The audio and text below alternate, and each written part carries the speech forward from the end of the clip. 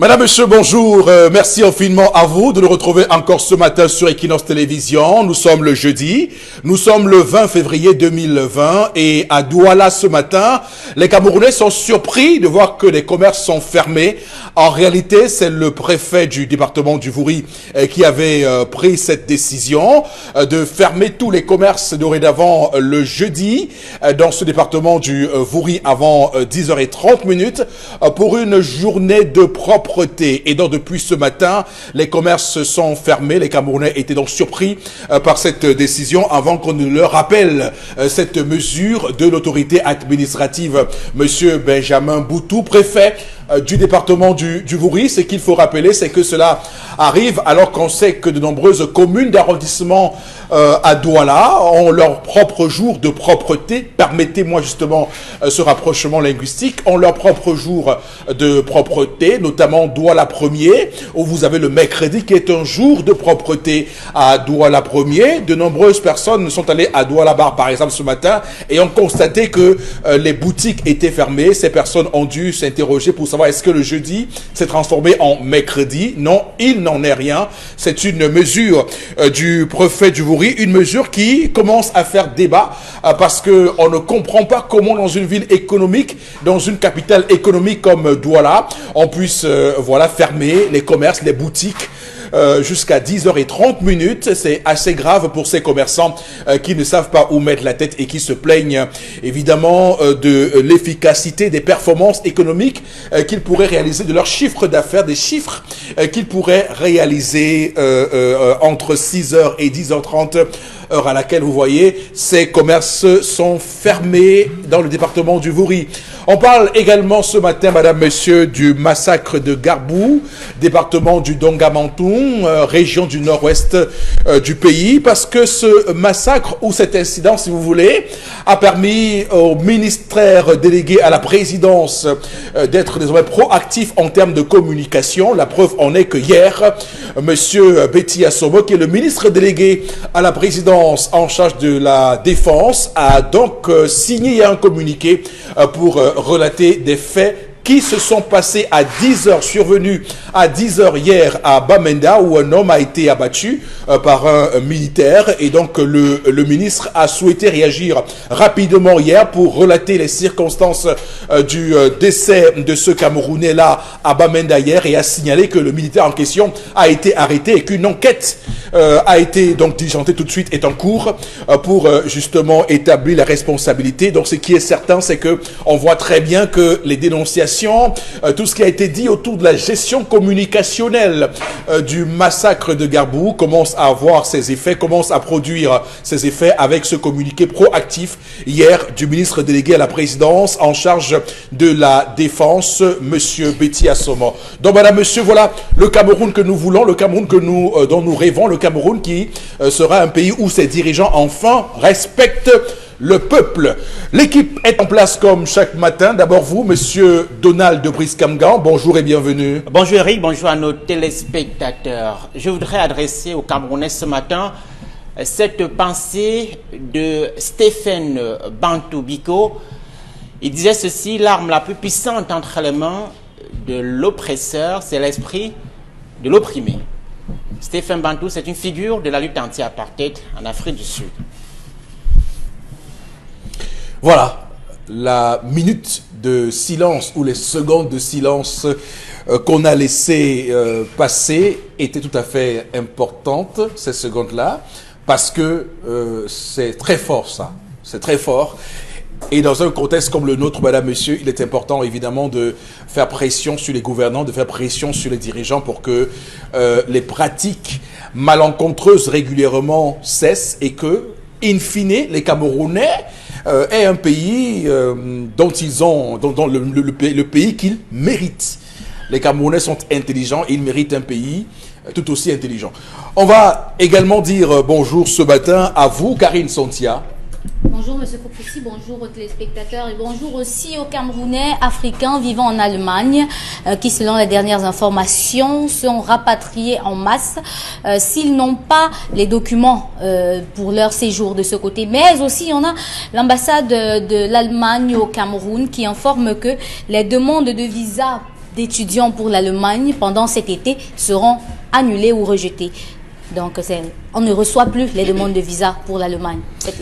Non, mais attention, il n'y a rien de politique là-dedans. Attention, c'est un débat qui a cours en Allemagne depuis très longtemps. D'ailleurs, le ministre de l'Intérieur allemand, il s'appelle Horst Seehofer, qui est le ministre de l'Intérieur, a plusieurs fois, dans les récents mois, on va dire quoi, a tensé, a dézingué la politique immigratoire de l'Allemagne et estime qu'il y a beaucoup de laxisme dans les expulsions. D'ailleurs, rappelons quand même qu'en 2019, il y a eu près de 26 000 personnes expulsées d'Allemagne, des personnes qui sont arrivées en fin de séjour, en situation irrégulière, ou bien des personnes qui n'ont pas pu avoir la demande d'asile, mais dont on avait du mal à rapatrier. Et donc, ils ont donc durci à travers ce texte-là, durci les conditions pour que, rapidement, ça n'a rien à voir avec la politique camerounaise, ça n'a rien à voir avec le Cameroun. Il s'agit là d'une politique interne, intérieure à l'Allemagne.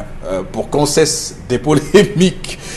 Vous savez que on l'a aussi vu par exemple en Italie à l'époque de Matteo Salvini, ex-ministre de l'Intérieur. On l'a également vu en France à une certaine époque. D'ailleurs, le débat a cours actuellement en France où Marine Le Pen estime que on devrait faire en sorte de rapatrier ceux qui n'ont pas eu la demande d'asile. Et vous savez que les gens ont réussi à trouver des moyens pour contourner cela. C'est pourquoi les politiques à l'Union européenne font tout, réfléchissent sur la manière la plus efficace de renvoyer ces gens-là dans leur pays d'origine. Nous en parlerons dans cette émission ce matin, madame, monsieur, soyez-en rassurés. Également sur le plateau ce matin, Bombok Bengan Kandje, bonjour et bienvenue. Bonjour monsieur Foposi Negou, bonjour à vous chers téléspectateurs. Deux choses, je reviens à ce que vous avez introduit, parce que vous avez introduit l'émission. Si le préfet du département de Vouri procède par ce qu'on a appelé hier les journées nationales d'investissement humain, ce serait une bonne chose, mais là il faudra avoir la capacité de faire en sorte que ceux qui ferment les boutiques s'investissent effectivement dans les actions de propreté. Tout à fait. Qu'ils ne restent pas à la maison en attendant 11 heures pour venir rouvrir. Deuxième chose, des sources généralement bien informées, on dit que Pitini, le groupe Pitini risque de revenir pour continuer la construction du stade ou alors du complexe sportif de Limbe et que McGill pourrait se rétracter. Mais c'est à voir encore. Si ça se confirme, c'est qu'on prend les Camerounais pour les écerveler. Oui, absolument. Absolument. Bientôt le 12e anniversaire de lancement. D'accord, je rappelle que la CAN 2021, c'est en janvier, donc dans près de 10 mois.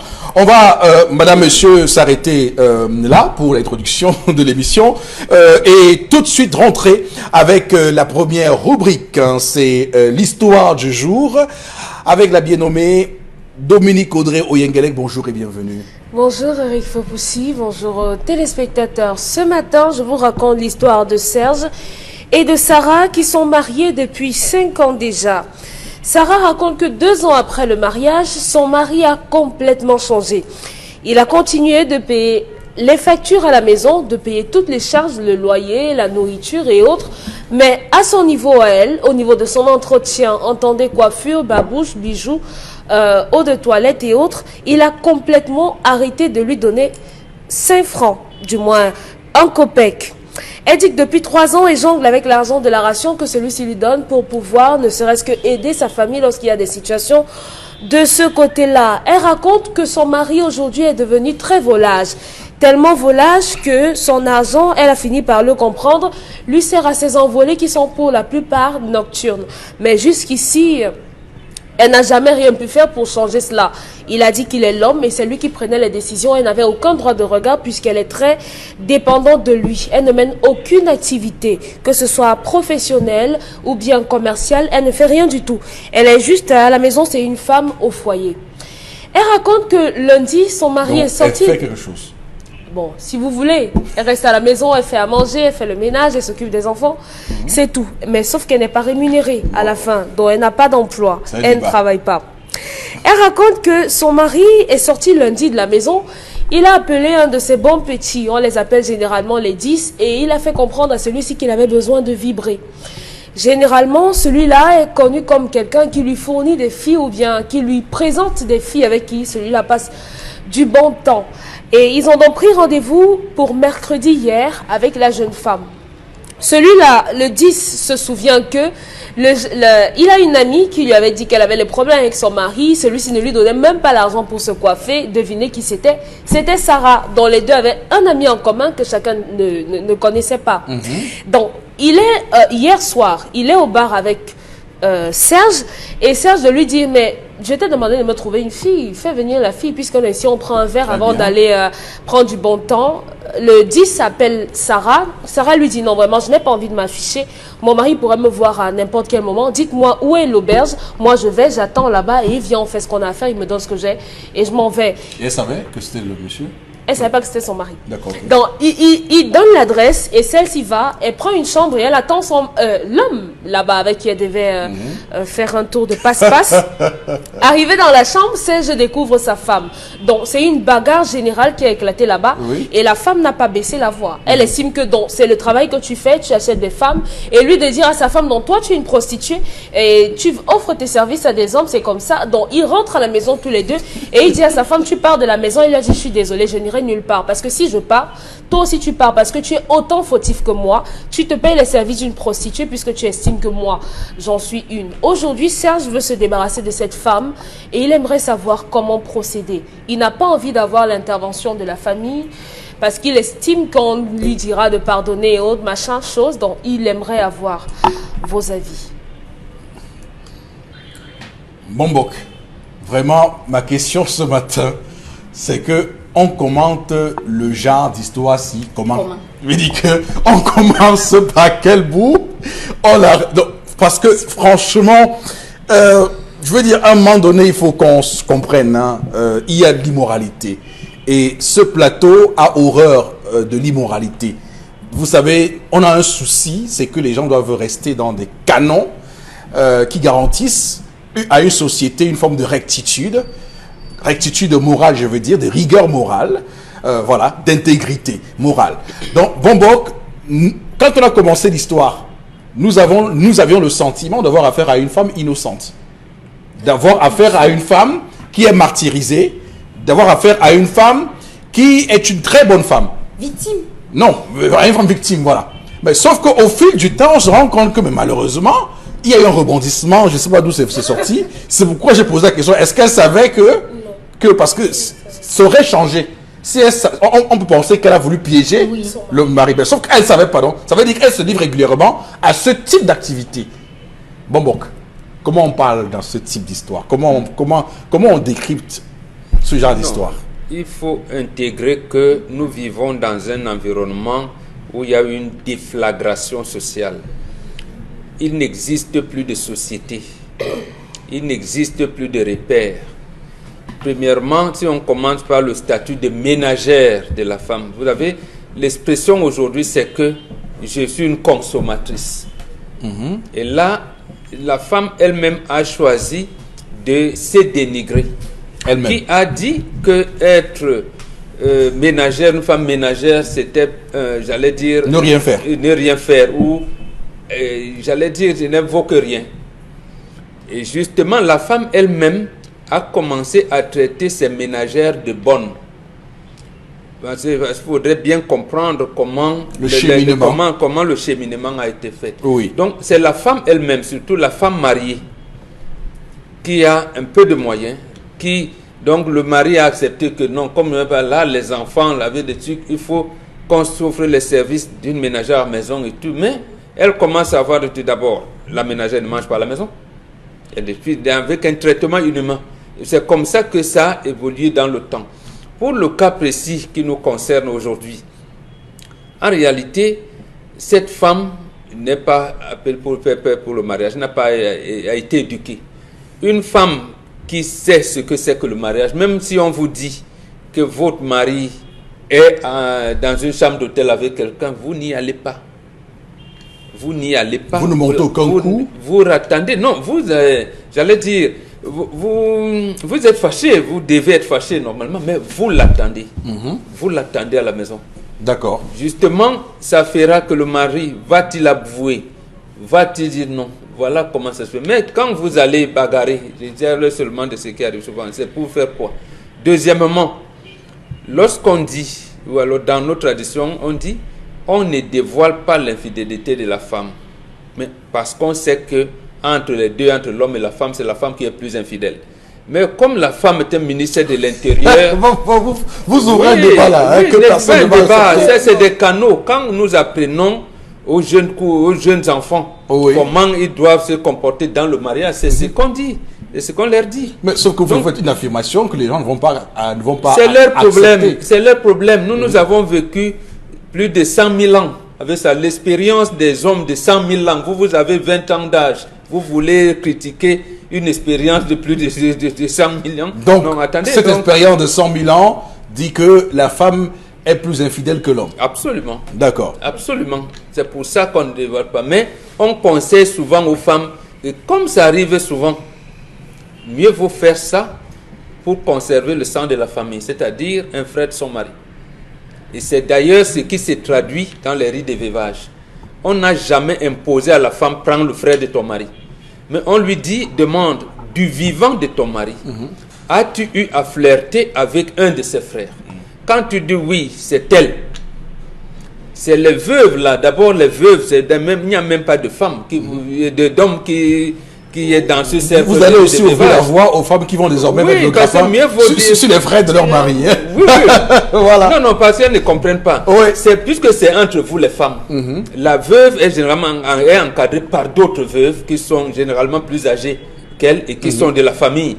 Donc vous dites, entre les frères, d'accord. Vous dites oui. Comment cet homme va faire donc pour s'en sortir? Non, mais cet homme s'en sort. Oui, il fait d'abord, il fallait il a répudié la chasse. Il fallait qu'il tape sa femme à l'auberge. Vous tapez et vous. Mais bagarre de quoi? Vous la tapez et c'est un motif de divorce. D'accord. Vous la tapez et c'est un motif de divorce, il n'en est plus. D'accord. On commence déjà à imaginer Karine, vous avez la parole rapidement. Je vous en prie. Elle ne part pas. Quel est votre...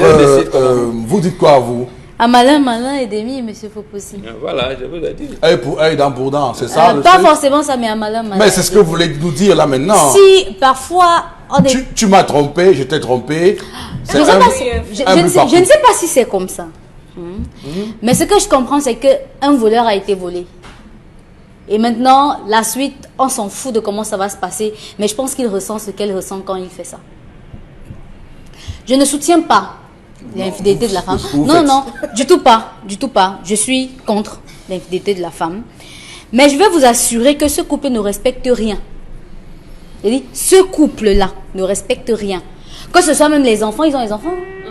Que ce soit les enfants qu'ils ont, que ce soit même leur réputation envers les gens qui sont autour d'eux, rien. L'homme d'abord ne respecte rien. Parce qu'il a un petit au quartier qui lui cherche des petites. Il ne respecte rien. Il n'aurait pas dû se marier s'il n'était pas prêt. Il ne respecte rien. Il vit, c'est pas qu'il a une maîtresse, non. Il les change comme on change de chaussettes. C'est du n'importe quoi. À tout moment, il peut venir avec une maladie, n'importe comment. Et maintenant, il s'offusque de trouver sa femme au même endroit. Et tu veux la trouver où? Si c'est là-bas que tu pars. Tu n'es pas à la maison. Tu ne rentres à la maison que quand tu veux dormir. Et la plupart du temps, tes virées sont nocturnes avec des femmes de diverses natures. Cette femme, lui, c'est l'homme qui a raconté l'histoire. Donc, il ne connaît pas la version de sa femme. Donc, on ne peut pas se permettre de dire qu'elle le fait souvent. On ne peut pas se permettre de le dire. Parce que c'est lui. Puisque l'histoire. C'est lui. Ils ont le même 10. Non, c'est pas le même 10. Elle est l'amie. C'est pas. Non, elle non. s'est confiée à l'ami de. Ouais. Je vous explique. Non, mais c'est l'homme qui raconte l'histoire. Il y a un 10 au quartier qui dribble tout le monde et qui fait les passes à tout le monde. Le 10, c'est. L'homme qui raconte l'histoire là ne nous a pas dit. C'est le ménère de si sa femme savait. Il ne nous a pas dit. Non, mais c'est qu'il ça fait assez incohérent. C'est lui qui raconte si le 10 connaît l'homme et il connaît la femme, quel intérêt il avait, sachant pertinemment que les deux se connaissent, à faire c'était pour que ça pas que les deux se connaissent. S'il connaît. Vous êtes. C'était pour que ça capote. Non, comment c'est possible? Non, mais c'est pour que ça pas capote. Le gars est au quartier. Il connaît la femme et ne sait pas qu'ils sont mariés. Non, il ne sait pas qu'elle est sa femme. Donald est marié avec Karine. Moi, je connais Karine parallèlement. Ouais, je le souhaite. Et je connais Donald parallèlement. Il faut continuer à souhaiter. Est-ce que le 10 veut dire qu'on connaît la maison du bon grand? Non. Non, il ne savait pas. Ah, vous vous mariez, c'est un... Vous avez dit. Bon. Non, mais c'est un exemple pour dire que non, ils ne se connaissent pas. Ils ne se connaissent pas. Ils ne Non, savent mais pas qui... Les rêves peuvent aussi se Non, mais réaliser. c'est encore plus grave. Je Non. dis, Ok. c'est bien de rester dans le souhait. Moi, je vais chuter, monsieur. Non, mais c'est pas vous que je parlais. Hein. Non, je vais chuter, j'ai pas terminé. Ok, allez-y, oui. Ok. Bon, comme pour dire quoi? Mais vous êtes déstabilisé aussi Comme pour dire facilement. quoi? Comme je le disais, ce couple Oui. ne respecte rien.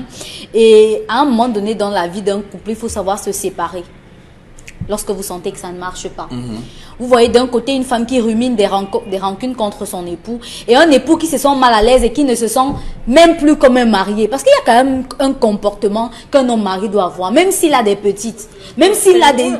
C'est pas les petits garçons du quartier qui vont lui chercher des amantes, monsieur Foupoussi. Il ne marche pas. Il peut le faire pour Il la n'a femme. pas de boulot. Il peut le faire Il n'a pour la pas... femme. Moi, je commence par lui. Parce que c'est lui qui nous raconte son histoire. Moi, je commence par lui.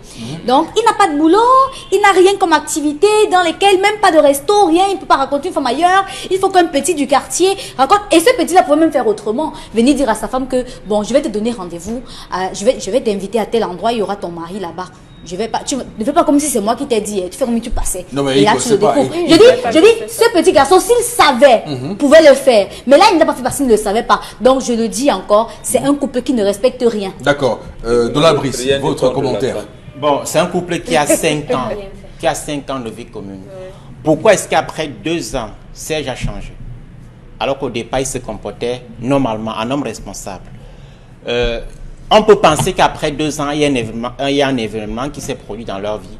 Peut-être qu'il ne gagne plus suffisamment d'argent pour prendre en charge son épouse. Mais vous prendre en soin les petites, c'est bien. Non, ça c'est autre chose. Non, il y a un événement qui s'est produit dans la vie de Serge et qui fait que désormais il ne couvre plus l'entièreté des charges. Oui, il a les charges, plusieurs femmes. on nous dit quand même qu'il parvient à rationner, qu'il donne de l'argent pour les enfants. Il fait tout, sauf les coiffures, les bijoux et tout ça. Et la femme, est-ce qu'il empêche à son épouse de travailler? Non. On ne sait pas. Elle pouvait... Non, l'histoire ne nous dit pas qu'il empêche à son épouse de travailler. Est-ce qu'une femme, qui est quand même le symbole de la dignité, une femme plus que l'homme doit tenir à sa dignité? C'est ce que moi je pense. Une femme plus C'est que même ce l'homme... qui est enseigné dans les écoles. Une femme plus que l'homme ne peut pas accepter de marier dans la gadoue parce que l'homme a fait ceci, l'homme a fait cela. C'est une femme qui a de quoi manger à la maison. C'est une femme qui parvient à nourrir ses enfants. C'est une femme qui parvient à avoir de l'argent pour l'hospitalisation, les frais sanitaires éventuellement des enfants, mais qui n'a pas simplement les frais pour les coiffures, les bijoux. Ça, elle pouvait se battre pour le faire. Est-ce qu'elle est, parce que son époux est un infidèle, est-ce qu'elle préfère également vendre sa dignité aussi, brader sa dignité aussi moins cher parce qu'elle veut satisfaire des besoins que j'estime des besoins secondaires. D'accord. C'est une femme paresseuse et qui manque de dignité. En tout cas, Began a dit, hein, et en tout cas, beaucoup d'autres choses pensaient, les femmes trompent plus que les hommes. Les femmes sont plus infidèles que les hommes, Ça se mesure en réalité. De- Dominique de- Audrey. de- Ça se mesure Quel À échantillon. l'observation. Donc on regarde seulement les femmes comme ça et boum, L'observation, elles Marguerite. sont infidèles Plus que les hommes. Quand même. Sauf que les femmes savent mieux cacher. Absolument. Voilà. Du tout pas. Bon. Il dit du tout Vous pas. pouvez avoir 5 enfants alors que vous n'en avez que 2 en réalité qui portent. Les hommes aussi, hein. Merci, Dans Bonbon. combien Les hommes de le font foyers? beaucoup plus. Voilà. Ça se vérifie pas dans tous les foyers. Vraiment. Ouais. On Ouais, peut c'est pas vrai. jeter le propre sur les femmes simplement parce qu'on a vu une femme qui l'a fait une fois. Un homme qui connaît Si sa c'est ça, femme, ça veut au dire que premier soir, il saura Si c'est qu'elle a vous qui Voilà. dites ça, Dominique Ça veut Audrey, dire que tous vous les la hommes chantre, alors, pour les hommes alors. vous la chantre de ce que vous faites souvent sur ce plateau, vous dites ça, vous là. Oh. Moi, Serge ne devrait pas se fâcher. Hein. Moi, Ils se sont retrouvés là où pas de D'abord, soir sa femme n'a rien fait. Pour commencer, si ça avait été un autre homme, peut-être elle aurait franchi le cap de l'infidélité, mais là, elle ne l'a pas fait. Moi, je pense que, je suis désolée, je pense qu'elle l'a pas fait. Elle attendait. C'était un autre homme. Elle attendait un autre. Si c'était un autre homme, elle aurait fait. Mais Elle c'est a son fait mari. ça. Je peux dire que c'est Dieu qui l'a sauvé. Elle Il a t'a- enlevé, qu'est-ce qu'elle il a parle? enlevé sur ça. Péché par Moi, intention, par tout ce que vous dites Non, mais, souvent. non, là, mais c'est c'est pas- pas ce qu'on lui reproche. On lui lui reproche reproche. d'être coutumière de ce genre de rendez-vous. Rien ne dit qu'elle est coutumière. Mais puisqu'il y a Elle un en est indice, arrivée. il y a un indice qui lui dit Non, si vous je suis l'avez pas. désolée. L'histoire n'a jamais dit que c'était son 10 à elle. Le 10 est un ami vers lequel elle s'est tournée pour se confier. Et maintenant, lui, il s'est souvenu qu'il a une amie qui se plaint du fait qu'elle n'a rien comme argent de poche. Et s'il peut l'aider, il va l'aider. Donc, il le lui a proposé et elle a accepté. Vraiment. Parce qu'elle arrivait à un point de non-retour. Aïe, aïe, aïe. Ça, c'est encore plus grave. Donc, Ça n'arrange rien.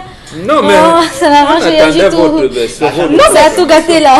oui, c'est ce qui s'est passé. Et elle s'est simplement retrouvée à se confier. C'est un ami qui a dit ok, moi je te Ça a sors tout gâté l'histoire. C'est la galère. de ton petit problème. Ouais, là. tu as ça tout pour à la l'argent. maison, mais comme tu ne peux pas avoir de pot, C'est grave. moi je t'offre les pots et tu vas donner les services à un homme. Donc le problème que j'ai aujourd'hui, parce que Sarah n'est pas la seule femme dans cette situation. Aujourd'hui, dans plusieurs foyers, on a des femmes qui restent à la maison et qui ne font absolument rien. Moi, j'ai un problème avec ça. Parce que lorsqu'on est dépendante financièrement d'un homme, on cesse d'exister. On cesse d'exister parce qu'on ne vit qu'à travers cette personne-là. C'est à peu près comme la dépendance affective, mais c'est encore plus grave parce que si vous avez besoin... Pour le coup, elle est dépendante de plusieurs hommes. Oui, mais absolument. Elle C'est l'histoire qui est dépendante de plusieurs elle est hommes. dépendante de son Pendant mari. 3 ans, son homme ne lui a rien donné pour sa coiffure, mais elle s'est coiffée quand même.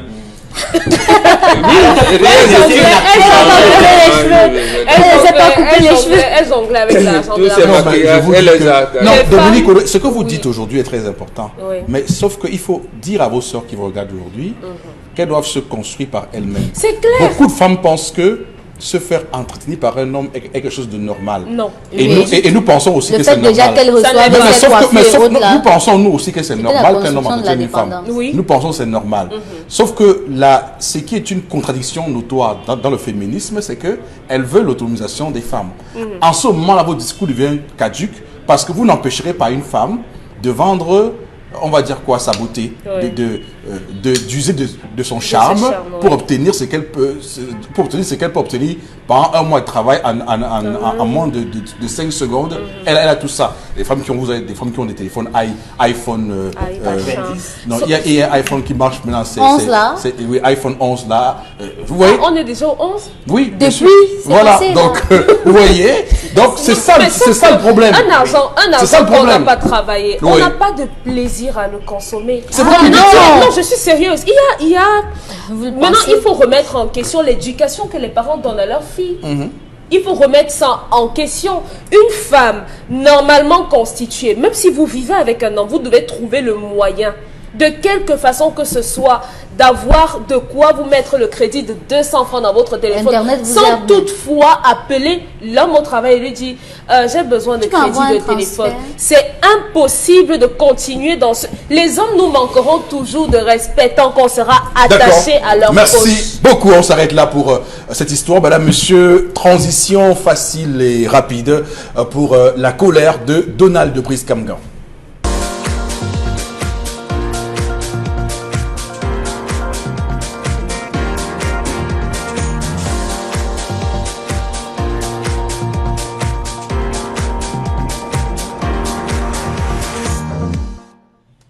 J'interpelle la conscience nationale ce matin sur la question des cautions électorales.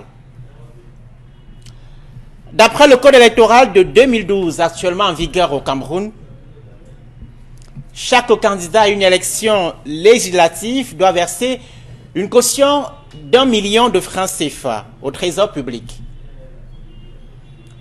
De la sorte, pour constituer une liste, par exemple, de 5 candidats aux élections à la députation, il faut pour cette liste-là la somme de 5 millions de francs CFA. Le même code électoral dispose que l'âge requis pour être candidat à la députation est de 23 ans. Sur ces dispositions-là, 2 thèses s'affrontent. Le camp de ceux qui soutiennent qu'en relevant ainsi le cautionnement, le législateur camerounais a voulu faire obstacle aux candidatures des tout-venants. Le même argument est avancé pour la caution à l'élection présidentielle. Elle est fixée au Cameroun à 30 millions de francs CFA.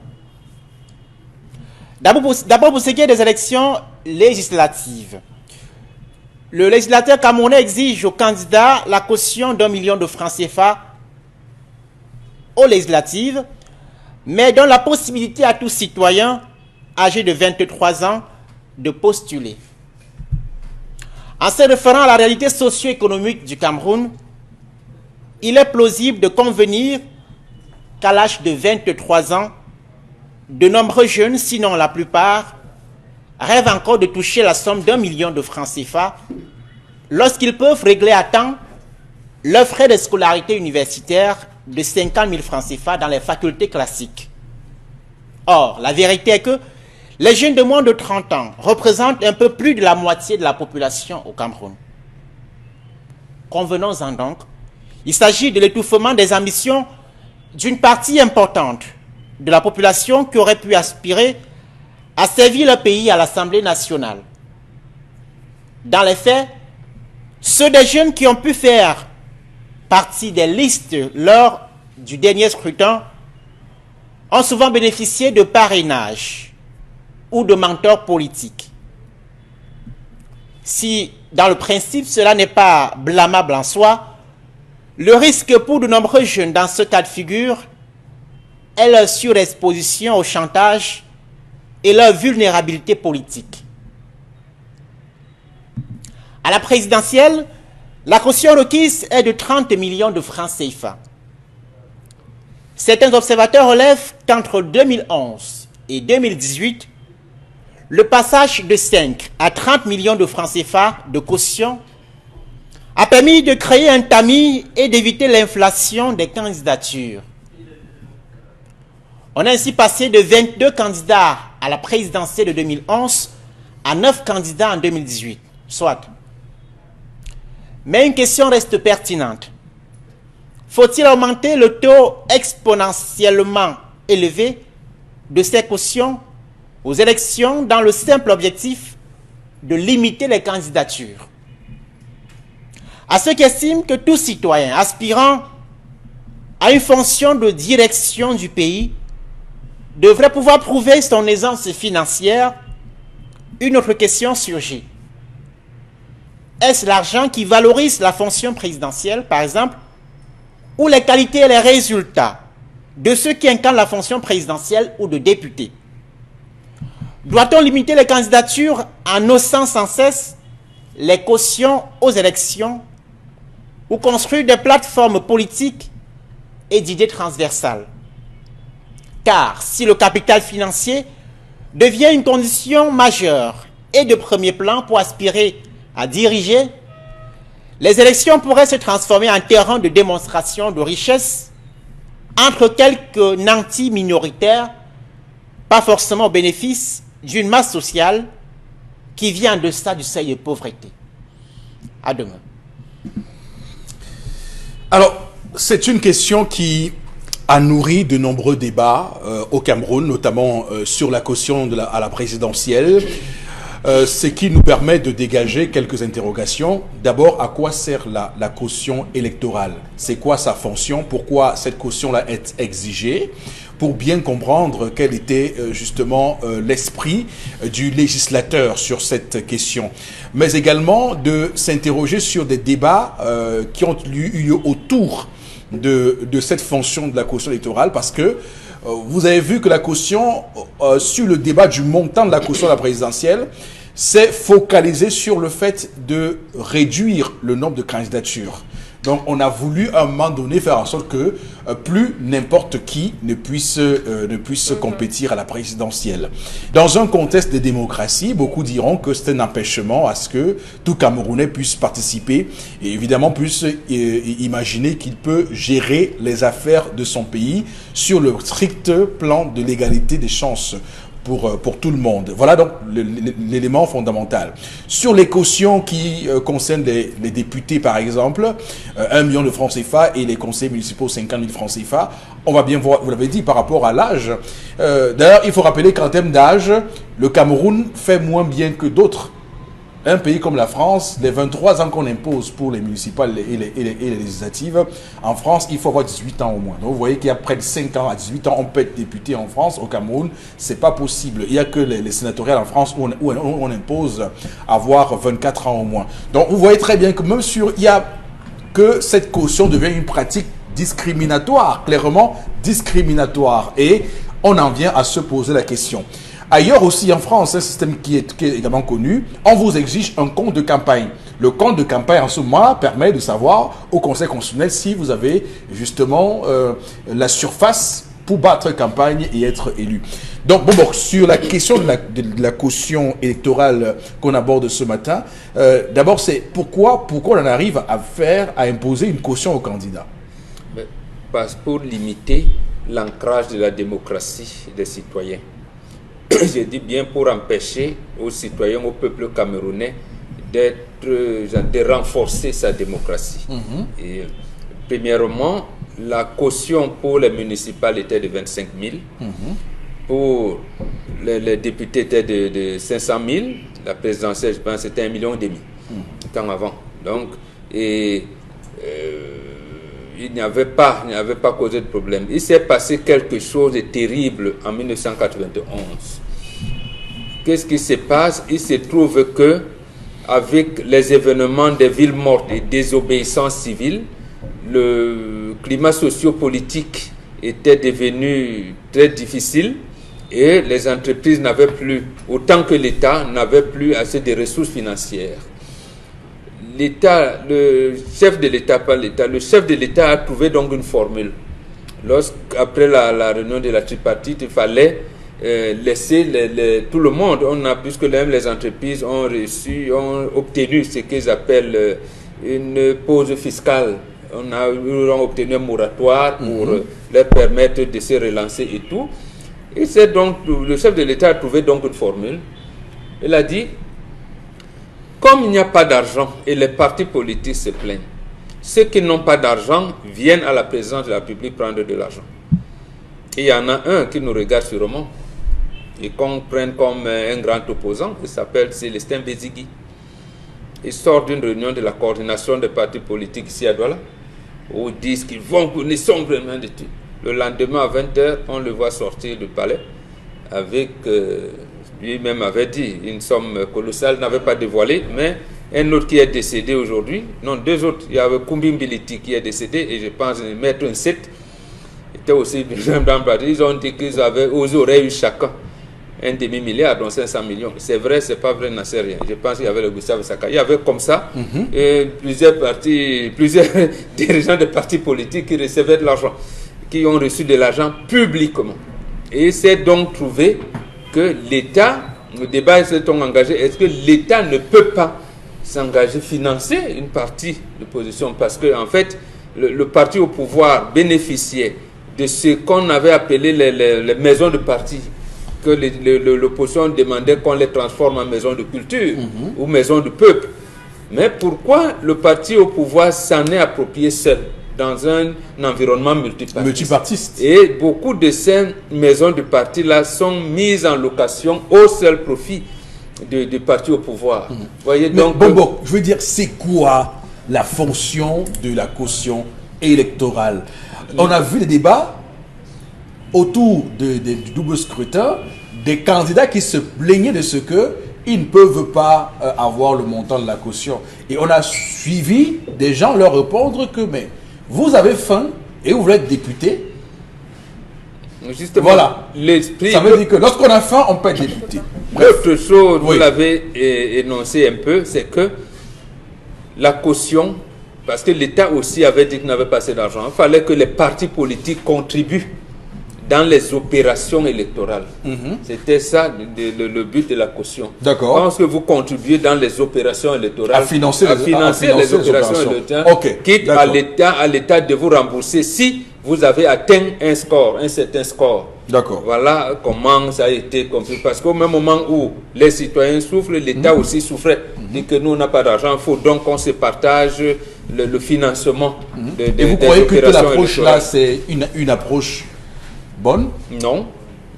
Premièrement, vous l'avez dit, D'abord, pourquoi limiter à 23 ans alors que la majorité électorale, c'est 20 ans? Oui. Pourquoi au moins ne pas permettre aux citoyens qui vont voter de pouvoir être eux aussi candidats dans ces élections-là? Deuxièmement, vous verrez que les candidatures indépendantes ont tellement de conditionnalités qu'il est difficile d'avoir un candidat indépendant pour une quelconque élection. Oui, là aussi, oui. Voilà, il fallait verrouiller. Verrouiller veut dire donc qu'il y a une approche politicienne, il faut contrôler et montrer que vous ne pouvez pas vous déployer, vous n'avez pas les moyens. Donc, en fait, vous voulez avoir le poste de conseiller municipal, député, maire, président de la République parce que vous voulez voler.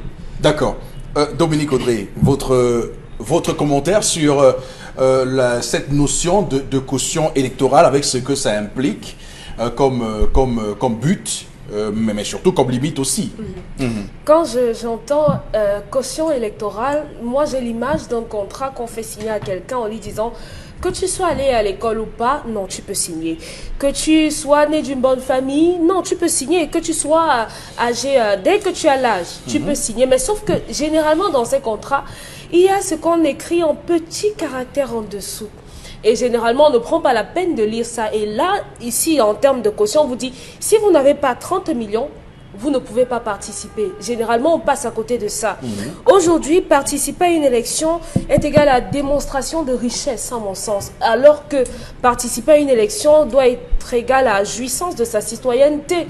En tant que citoyen, on devrait être à même de pouvoir participer aux élections. Sauf que si on s'en tient au niveau de vie de tout Camerounais normal. Si on regarde le niveau de vie, le SMIC par exemple, comment un citoyen normal pourrait se porter candidat s'il n'y a pas certain soutien derrière lui? Il ne pourrait pas.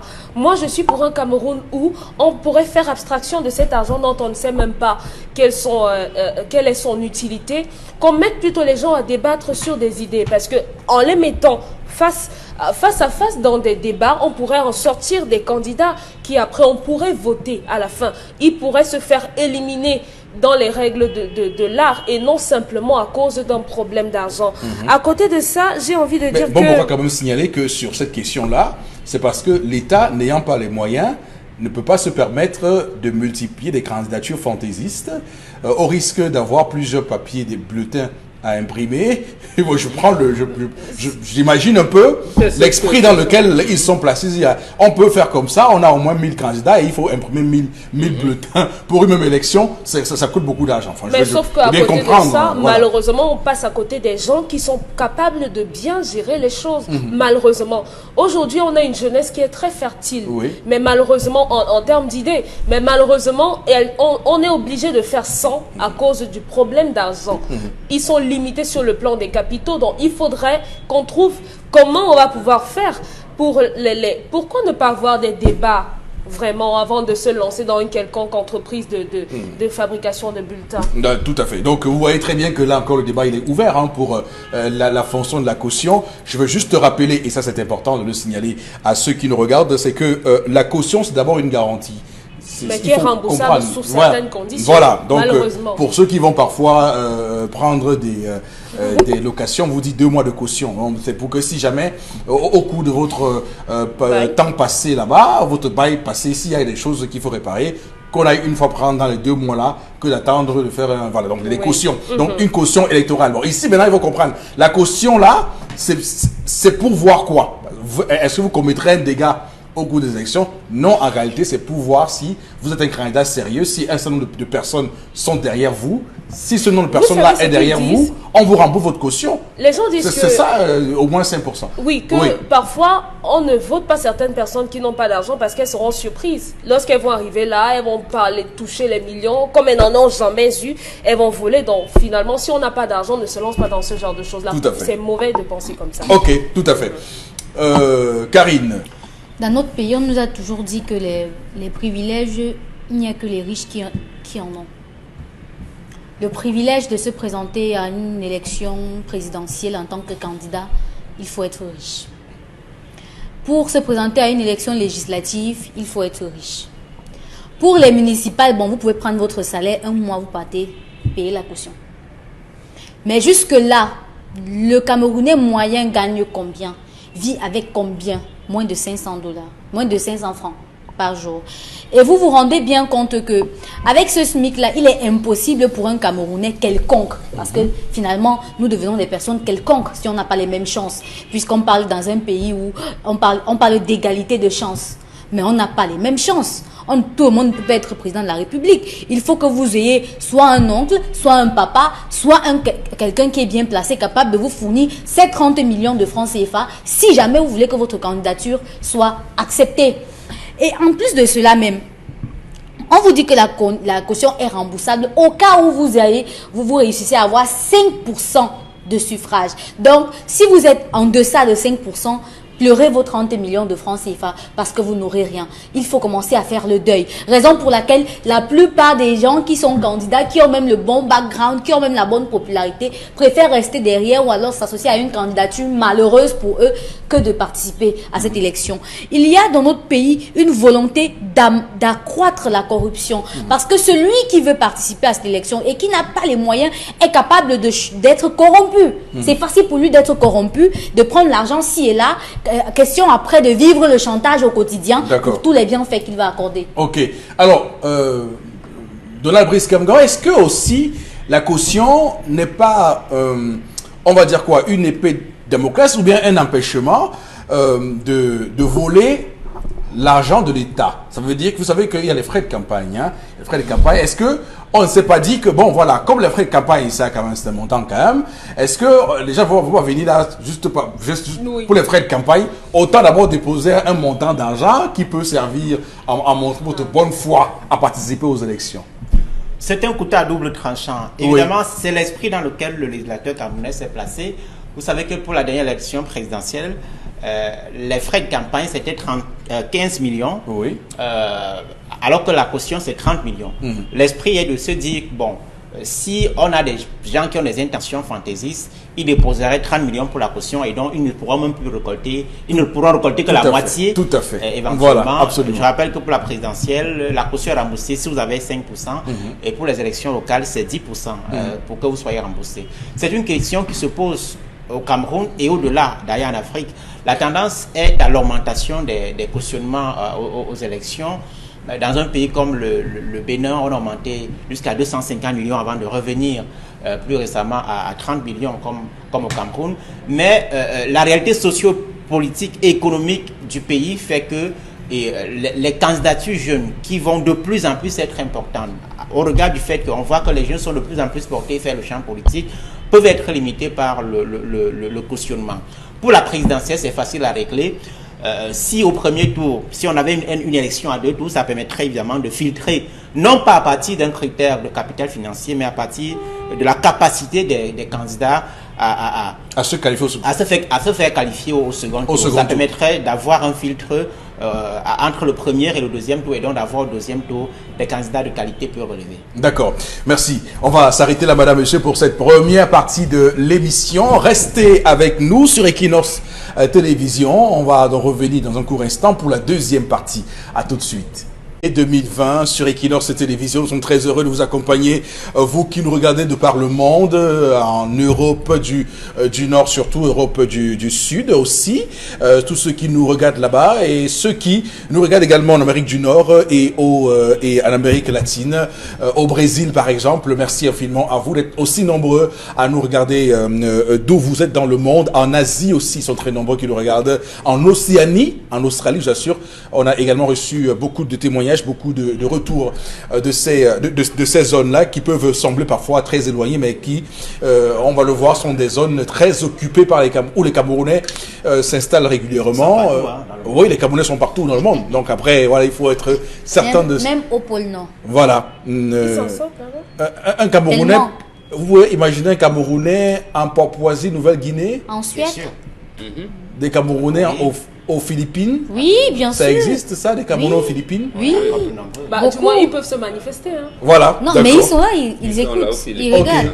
Alors, il y a un autre pays, c'est la nouvelle. Il y a un autre pays, toujours en Océanie, là. En Océanie, il y a 2 grands pays du rugby. Il y a l'Australie, il y a un deuxième pays du rugby là-bas.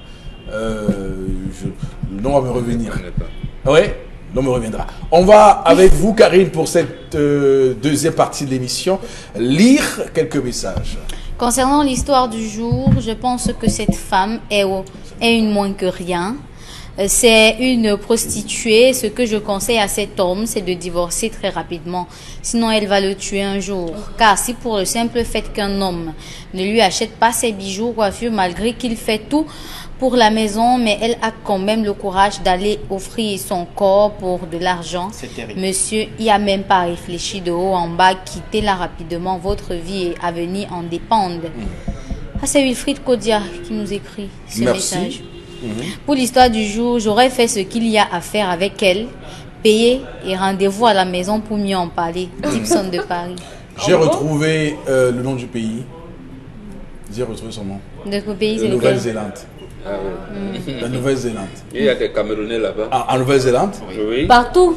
D'accord. Et il y en avait un qui avait d'ailleurs joué à l'équipe nationale ici. D'accord. Là, qui s'appelait Achoyi, quelque chose comme ça.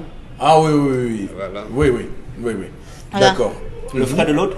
Non, pas son frère. Non. Uh-huh. Pas le frère de Serge Abouem. D'accord.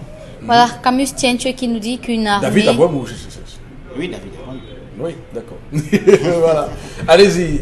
Une Karine. armée sans une prise en charge psychologique bien faite ne peut que se confronter à des actes pareils. Ça, c'est Camus Tienche par rapport à votre introduction ce matin. Et le communiqué du ministre a délégué à la présidence chargé de la défense qui a donc fait ce communiqué express hier. Vous avez raison de le dire.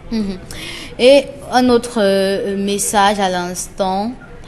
Si je suis la femme, je lui dis qu'il est tombé dans mon piège. Je l'avais piégé et puis c'est tout. Ça, c'est Eishon Aïe qui nous a écrit. Ça ne passe pas, puisque c'est le même 10. Parce que l'expression de 10, il faut comprendre. Dans les matchs de football, le 10, c'est lui qu'on appelle meneur de jeu. Voilà. De suivi le père. Donc, en fait, ça ne peut pas passer.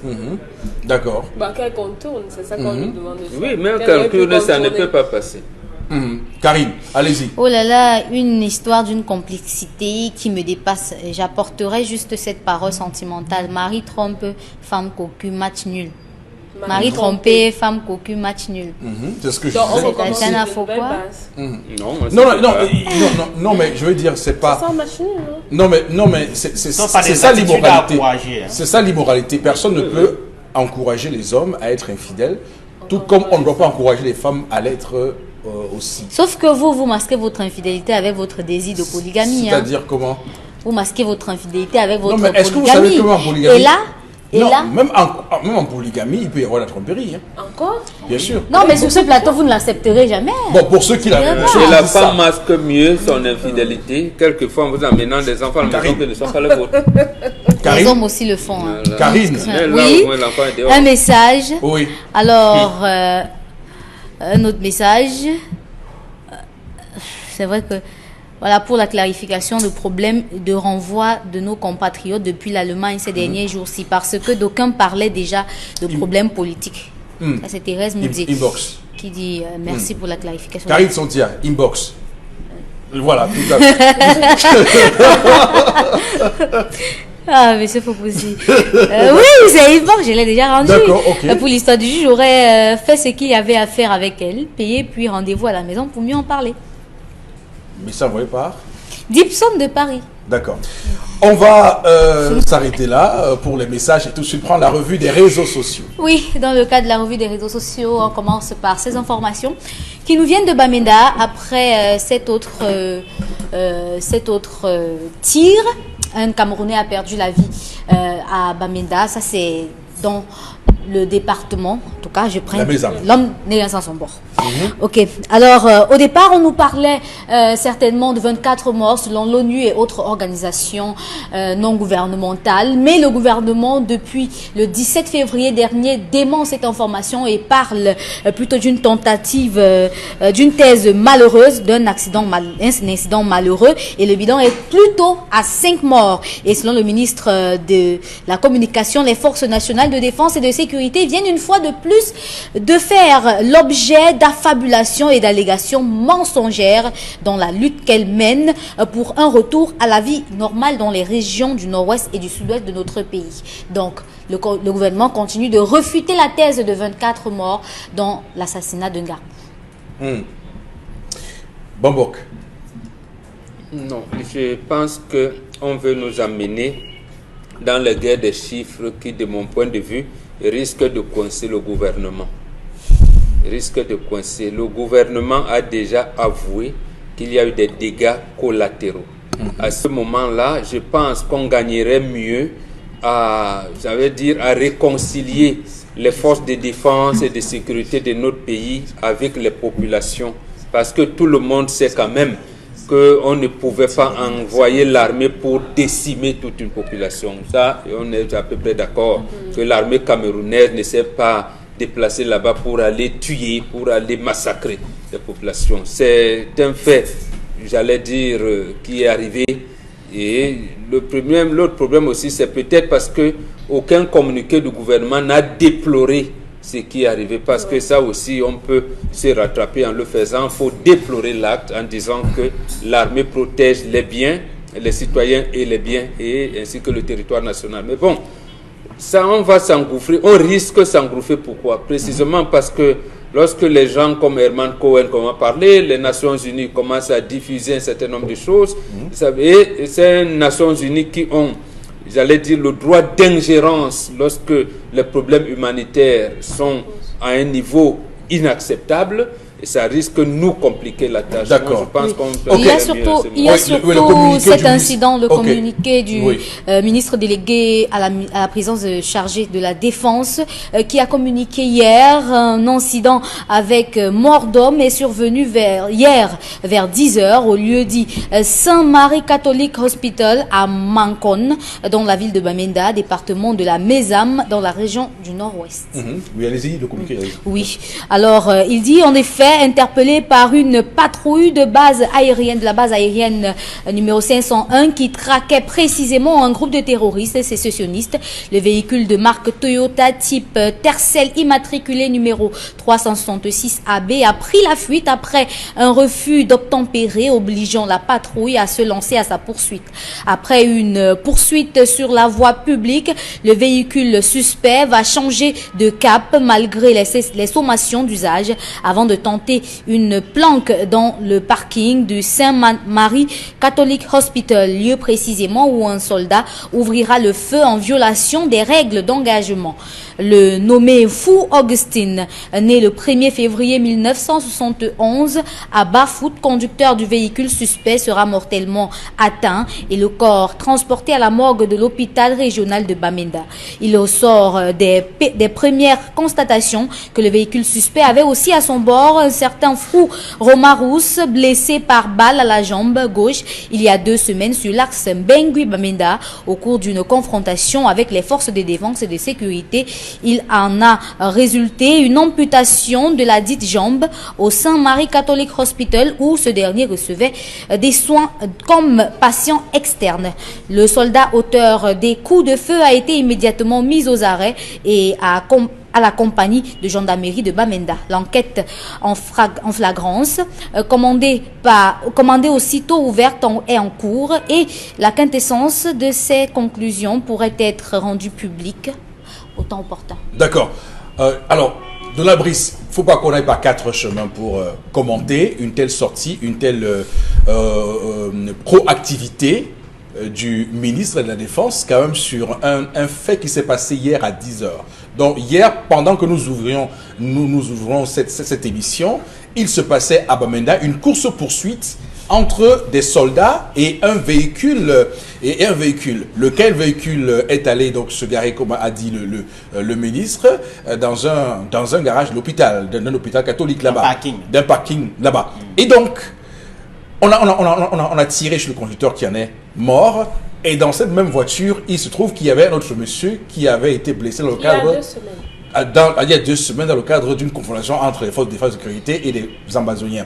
Donc, Là, est-ce que vous y voyez un lien entre cette sortie aussi rapide, proactive et le débat qu'il y a depuis quelques jours sur les événements de Garbou? Nous avons même le sentiment que le ministre nous a écoutés, parce que nous disions, je crois mardi sur ce plateau, que la vitesse à laquelle l'information circule maintenant ne donne plus aucune possibilité au gouvernement de traîner les pieds lorsqu'il y a des faits qui peuvent mettre en doute le professionnalisme des forces de défense et de sécurité. Le déni ne paye pas du tout, surtout pas dans le contexte actuel. Tous ceux qui s'intéressent à la crise dans le nord-ouest et le sud-ouest savent que à peu près tous les jours il y a des attaques et qu'à peu près tous les jours il y a des ripostes des forces de défense et de sécurité avec éventuellement des dégâts collatéraux. Ce sont des faits qui surviennent dans un contexte de guerre. Le gouvernement n'a aucun intérêt, aucun intérêt à cacher les faits. Mais sauf qu'il ne cache pas seulement les faits. Il annonce que le soldat qui a fait ça a été mis aux arrêts. Oui, je parle de l'attitude habituelle. Oui. Là, on est, nous l'espérons, on est clairement peut-être d'une espèce de changement de cap dans la communication autour de cette affaire. Parce que si les faits sont survenus hier à 10h et que le soir, on a un communiqué signé sur ce qui s'est passé, on ne peut qu'être satisfait. Sauf que dans le communiqué qui est signé, le ministre ne nous dit pas clairement si celui qui est mort ou ceux qui occupaient le véhicule suspect étaient des séparatistes. Oui, bon, c'est un peu dit quand même. Ils disent que par rapport à celui qui a la jambe amputée. Voilà, donc est-ce que celui qui a été neutralisé, est-ce que celui qui a été sur lequel on a tiré était un séparatiste? On aurait pu clairement nous dire et présenter les condoléances à ces familles, parce que il faut bien se dire que tous ceux qui meurent dans le nord-ouest et le sud-ouest, que ce soit des séparatistes, que ce soit des éléments de défense et de sécurité, sont avant tout des Camerounais, des citoyens camerounais, peut-être qui ne seraient pas morts si on avait bien géré la crise dès le départ. Non, mais est-ce que le Cameroun a intérêt, est-ce que le gouvernement camerounais a intérêt à communiquer tous les jours sur ce qui se passe là-bas? Parce que il faut bien qu'on se mette à l'esprit que le ministre de la Communication a fait la sortie pour dire qu'il y avait une amélioration au nord-ouest et au sud-ouest. Est-ce que le fait de dire qu'on a fait ci, on a fait ça, ne va pas introduire dans l'esprit des Camerounais que tous les jours il y a un contexte de guerre, et peut-être que le gouvernement ne veut pas que l'on sache que tous les jours il y a des affrontements? Je parlais du déni. Il ne faut pas nier les faits lorsqu'ils surviennent. Il faut communiquer et anticiper. Pourquoi est-ce que le déni n'est pas bien? On a vu très bien que dans le cas de l'assassinat des femmes et de leurs enfants dans la région de l'extrême nord, le gouvernement a laissé passer un temps, le gouvernement a nié, indiquant que les faits s'étaient déroulés au Mali, et ensuite des ONG ont mené l'enquête, les médias aveugles, et ont indiqué que c'était bien des faits qui s'étaient déroulés sur le territoire camerounais, et le gouvernement a été beaucoup plus embarrassé par la suite que s'il avait communiqué sur les faits qui étaient survenus. La volonté d'anticipation, l'anticipation permettrait au gouvernement d'éviter de se faire embarrasser par les organisations de défense des droits de l'homme. D'accord. Bon, Bégal, alors le ministre dit que le véhicule en question a été interpellé par une patrouille de la base aérienne 501 qui traquait précisément un groupe de terroristes sécessionnistes. Donc ça veut dire qu'ils étaient en train de traquer un groupe de terroristes sécessionnistes. Il n'est pas sûr que ce véhicule transportait des séparatistes. Voilà, donc il dit donc que comme le véhicule a été interpellé et qu'il a pris fuite, ils sont lancés donc à la course-poursuite de ce véhicule. Oui, et c'est ce qui est normal. Oui. Et qui est normal. Je pense que tout automobiliste sait que même, j'allais dire des particuliers, ils savent que lorsque les forces de l'ordre vous interpellent, vous vous arrêtez d'abord. Surtout dans une situation de guerre, dans un contexte de guerre comme celui-là. Et le fait pour vous de ne vous être pas arrêté est suspect. Et justement, la suspicion se confirme parce que les éléments de forces de défense et de sécurité ont trouvé quelqu'un qui a une jambe amputée suite à une altercation qu'il y a eu il y a 2 semaines avant. Donc en fait, ils avaient raison de poursuivre.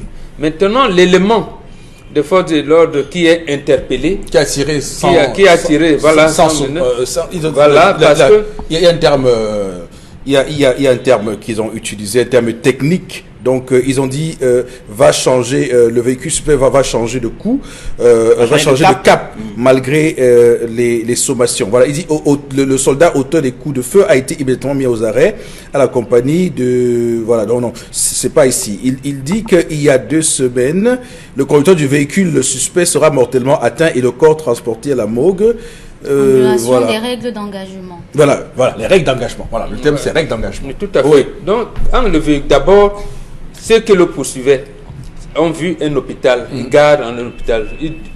Ce qu'on conseille dans les politiques de défense, c'est que vous tenez à une distance assez réduite pour pouvoir surveiller celui qui est suspect. D'accord. Qu'il ne vous échappe pas. Donc, pour vous l'observer à un moment donné, encore que vous faisiez des coups de... Donc, ça veut dire qu'il y a des violations, il y a des règles d'engagement. Oui, des règles d'engagement. C'est déjà un hôpital. Il y a des cours de droits de l'homme qu'on dispense dans les formations militaires. Ça veut dire que... à ce moment-là, vous ne tirez plus d'abord, vous attendez que autour d'un hôpital, il y a des malades qui peuvent être déstabilisés par ce dialogue. Voilà. Donc, quand il dit violation de règles d'engagement, ça veut dire qu'il y a des lieux où vous ne voulez pas autoriser à vous engager, à engager tout à fait. Un combat. Non seulement le lieu, mais également, est-ce que celui sur qui on a tiré représentait un risque réel, avéré? C'est le cas des enfants dont on parle qui ont été... qui sont morts. Il pourrait présenter un risque selon le communiqué parce que peut-être accompagner-il les malades. Mais ce malade-là serait parmi les personnes qu'on est en passe de mettre en état d'arrestation. Non, mais en termes de risque, il parle d'avoir une arme. Est-ce qu'il était un danger pour... On ne sait pas encore, n'en ont pas fait, mais le problème est que... Bon, de toute façon, il a été arrêté. L'armée avait raison de poursuivre, encore qu'il y avait un élément dedans qui a une jambe amputée. Non, il ne savait pas. Il dit que il découpe par la suite que dans le véhicule, il y a aussi un monsieur qui avait... Ce qui renforce les suspicions. Ce qui renforce les suspicions. Donc, je veux dire que c'est pour ça qu'il est puni. Le soldat qui a tiré est puni. D'abord, il a fait dans un endroit pas inapproprié. Et en plus, il y a eu mort d'homme. Et comme vous disiez, non. Il est temps pour l'armée doit communiquer régulièrement. Est-ce que ce message-là n'est pas envoyé justement à l'ONU pour leur dire que non, nous sommes réglo, quand des gens violent des règles d'engagement, nous les mettons sous scellé. Absolument, c'est justement... Parce que la partie est très importante, la partie du communiqué est très importante. Vous avez raison de le relever, parce que l'erreur de communication commise entre vendredi et lundi est en train d'être réparée par ce communiqué-là. D'accord, oui, parce qu'il parle bien en violation des règles d'engagement pour bien signaler que il y a des règles et on doit les respecter en réalité. Dominique Audrey, sur cette sortie du ministre de la Défense. Moi, j'ai pas trop grand chose à dire, j'ai pas vraiment envie de m'exprimer là-dessus, mais j'ai quand même des interrogations à ce sujet. Comment ils font pour savoir qu'il a été blessé il y a 2 semaines lors d'une confrontation? Il ne savait pas. Précédente confrontation. Je veux dire que... Non, quand ils viennent, le véhicule est, comment je vais dire ça, est ouvert, récupéré. Et on découvre donc ceci. Et l'hôpital, où sûrement que le chauffeur qui est mort l'amène en soin. Donc on voit, on procède par l'enquête. Dans le communiqué, on nous dit que le blessé se soignait dans cet hôpital-là en patient externe. Voilà. Okay, donc il y a eu des enquêtes qui ont été menées pour savoir à quel moment il est venu et ils se sont rappelés qu'aux environs, il y a 2 semaines, il y avait. Donc, maintenant, est-ce que celui-là est un civil? Est-ce qu'il est un civil? C'est pour ça que je vous parle. C'est pour ça le communiqué ne dirait pas que les forces de défense traquaient un groupe de terroristes. Et ne nous dit pas que ceux qui ont ouvert le feu étaient des séparatistes. Si c'était des civils, si c'est un civil qui est ainsi décidé, ça va nous permettre également peut-être de penser au lien de confiance qu'il faut instaurer entre les populations et les forces de défense. L'armée, on l'appelle la grande muette. Et en matière de stratégie, ils ne peuvent pas arriver à ce niveau-là. Leur problème, comme disait M. Foposi Negou, c'est de dire à la communauté nationale et internationale que non, nous sommes professionnels. Voilà un cas qui nous est arrivé. Notre élément n'a pas eu un comportement digne. Nous l'avons mis là-bas. Maintenant, de savoir, était-il civil, militaire, on le soupçonne d'être empoisonné ou pas.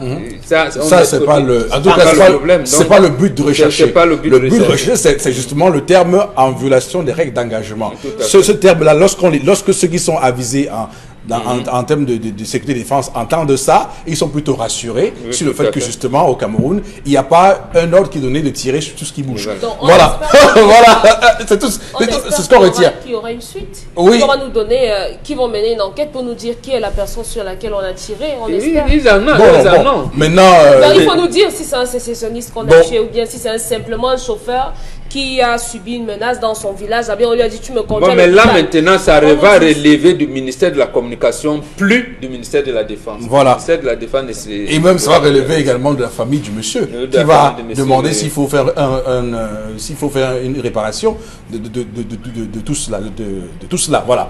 On va, Karine, poursuivre. Oui, on parle de santé à présent. Au Cameroun, les 2 cas suspects de nouveau coronavirus détectés le 15 février par les services techniques ont été déclarés négatifs hier. Mais ce qui nous intéresse encore plus, c'est le ministre de la Santé publique, Dr Manaouda Malachi, qui nous dit qu'il y a une accélération de la préparation au coronavirus. Le Cameroun accélère sa préparation au coronavirus.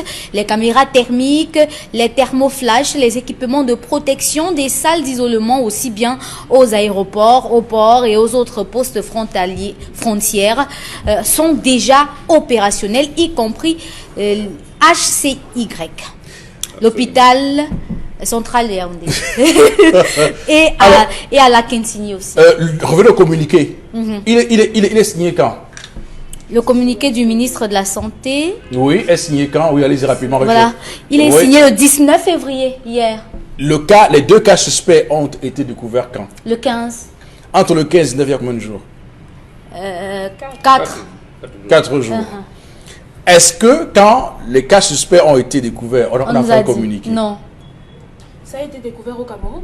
Bien sûr, oui. Au Cameroun, bien sûr. Non, on nous a... Bon, donc, comme c'est le cas négatif, je veux dire, comment comprendre ce communiqué, Momo Bégan?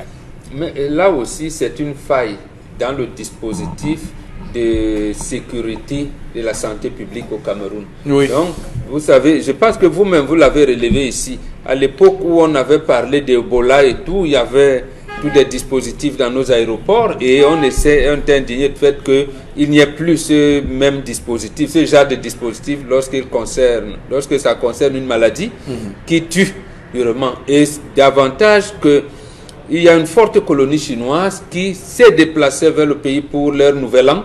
Et quand ils allaient rentrer, quelles mesures de sécurité allaient donc faire pour savoir qu'il n'y a pas eu contamination et autre chose? Donc, à quoi sert un communiqué comme ça, Mombok? Bon, c'est pour rassurer. Qu'est-ce que il y a bien en communication, il y a bien un émetteur et un récepteur. Voilà, mais non, et combien il n'y a pas de communication neutre? Non, ils veulent vous dire. Alors, oui, ils veulent nous dire. Dès que la maladie a été déclarée là-bas en Chine, nous avons été mis en état d'alerte maximum. La preuve, il y avait nous avons eu un nombre de cas qui étaient suspects. Les services internationaux s'est avéré négatifs. Donc, nous sommes en état d'alerte maximum. C'est ce que ça veut dire. Donc, pour rassurer la population. La communication en temps de crise, vraiment, cette mesure n'arrange pas grand-chose. Elle peut créer la panique. Voilà. Moi, j'ai panique. Parce qu'on vient nous donner l'information après les faits. C'est-à-dire qu'on a déjà réglé le problème. Maintenant, on vous dit que voilà ce qui s'est passé. Oui. Maintenant, entre-temps, nous, on fait comment? Voilà. Alors, ce qui est important de la il a ajouté le communiqué en disant la cantine, l'hôpital central de Yaoundé, Yonki, les aéroports sont couverts. Donc, et les autres... lorsque ce communiqué a été publié, Dr Albert Z, qui est très présent sur les réseaux sociaux, sur les questions de santé, a clairement dit alerte à la panique. Il a répondu sous le tweet, il a dit alerte à la panique. Justement, de la presse Kamgan, vous saviez qu'il y avait eu 2 cas suspects au Cameroun? Non, je n'avais pas encore l'information. Mais le gouvernement est un peu constant dans le déni. Vous savez que lorsqu'il y a eu des cas suspects de choléra dans le littoral, nous sommes rapprochés des responsables en charge de ces questions-là. Et pendant de nombreuses heures, on s'est entretenu avec les responsables régionaux de la santé qui nous disaient non, vraiment, il n'y a rien, il n'y a pas de cas de choléra, les gens racontent n'importe quoi, alors qu'il y a bel et bien un document qui est adressé au ministre dans lequel on indique qu'il y a des cas suspects dans la région du littoral. Non, le gouvernement... Restons sur le coronavirus. Oui, oui. Il y a eu 2 cas suspects au Cameroun. C'est l'information que donne le ministre le 15 février. Les cas suspects sont allés en laboratoire et se sont avérés finalement non concluants, donc négatifs. Oui, je veux dire que lorsqu'il y a une situation de crise, l'attitude du gouvernement camerounais consiste le plus souvent à faire comme s'il n'y a pas de crise. L'avantage peut être d'éviter la psychose. Mais le contre-effet peut être également de faire en sorte que les gens n'aient pas d'attitude particulière à adopter. Parce que lorsqu'une crise survient, que ce soit une crise de choléra ou une crise de coronavirus, il y a des dispositions à prendre. Il y a des mesures à observer par la population. Alors si elles n'ont pas l'information, eh bien, elles ne prennent aucune disposition particulière. Le risque de ne pas communiquer, c'est également faire en sorte que les gens se comportent comme en temps ordinaire et donc chopent peut-être la maladie. D'accord. Donc, ça veut dire que se communiquer, parce que moi, je pose la question vraiment de manière sans vouloir polémiquer. Se communiquer veut dire quoi aux Camerounais? Que, bien sûr qu'il n'y a pas de cas de coronavirus au Cameroun, il y a des cas suspects, on a vérifié, c'était bon, mais on ne sait jamais, ça peut arriver. C'est ça? Ça veut dire? Oui, Oui, si on ne sait jamais. Nous avons mis en place un système de sécurité qui va nous amener... Ça nous permet également de comprendre que le système de surveillance, Oui. Voilà. qu'on dit avoir été renforcé dans les ports, les aéroports, n'est pas aussi efficace que cela. Parce que ça permet la perméabilité, ça permet de... Malgré ces mesures-là, il y a... Non, mais il faut savoir, est-ce que ces cas-là ont été découverts à l'aéroport ou ça a été découvert par la suite? Voilà, C'est l'information qui ne donne pas. Est-ce que les 2 cas suspects ont été interceptés à l'entrée du Cameroun ou pas du tout? Tout comme on cache même la nationalité des cas suspects. Donc, c'est Est-ce des Camerounais qui venaient en Chine, qui Oui. venaient de Chine, est-ce des Chinois Qui sont ont-ils ici? rencontré? Voilà. Qui ont-ils contacté? Qui ont-ils salué? Absolument. Toutes ces questions. Rien n'est de... Ok, Dominique Audrey, sur cette sortie du ministre de la Santé. Je suis en panique, M. Fopoussi, parce que on est passé à côté. Ça veut dire qu'on aurait pu choper ça à n'importe quel moment sans jamais le savoir, attendre autant de temps et nous dire après que non, on a pu contrôler. On a découvert le 15 et on nous fait le communiqué le 19. Ça veut dire qu'ils ont eu 4 jours pour vérifier que la personne était saine, sans problème. C'est suffisant parce qu'on met les gens en Chine en quarantaine pendant plusieurs jours. Et nous, on enferme les gens, je veux dire qu'on met les gens en quarantaine seulement en cas. Bon, je suis un peu folle, mais moi ça j'ai veut dire peur. qu'il y a un dispositif, il y a un plateau technique qui permet que ces là on peut détecter. Vous avez confiance en ça? Non, Je donne la confiance à j'explique le communiqué. Non, je pose la question. Et voilà. Parce que si, il faut prendre le temps vraiment de bien garder ces personnes-là pour être sûr. Et maintenant, toutes les personnes qui étaient en contact avec les personnes, les 2 personnes, les 4 que vous avez... Des cas suspects. Oui. Il faut prendre le temps de vérifier. Ça veut dire que tout ce qu'on nous a dit précédemment, toutes les mesures qu'on a annoncées étaient nulles. Ça veut dire qu'on peut être malade ici n'importe quand, n'importe comment. Moi, c'est comme ça que je comprends la chose.